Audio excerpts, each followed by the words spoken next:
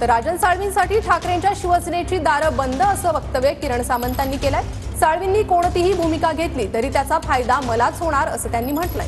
महाविकास आघाडीची सत्ता येणार म्हणून साळवी ठाकरेंसोबत थांबले असल्याचं किरण सामंतांनी म्हटलं।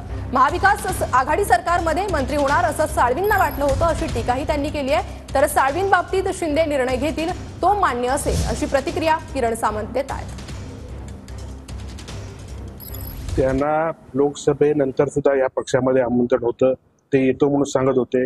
परंतु त्यांचा गैरसमज असा झाला की महाविकास आघाडीची सत्ता येणार, मी आमदार होणार, मी मंत्री होणार, त्या अनुषंगाने त्या ठिकाणी राहिले। त्यांना पराभवाला सामोरं जावं लागलं आणि महायुतीची सत्ता मोठ्या फरकाने निवडून।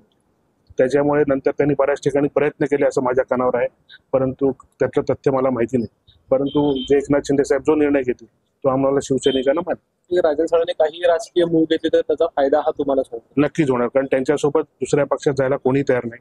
ती सगळी लोक आमच्या संपर्कात, त्यांची पक्षप्रवेश तुम्ही बघतात रोज चाललेले, आणि ते ज्या पक्षामध्ये जातील त्या पक्षामधील परत लोक आपल्याकडे येतील, त्याच्यामुळे त्यांचा पक्षप्रवेश थांबलेला आहे।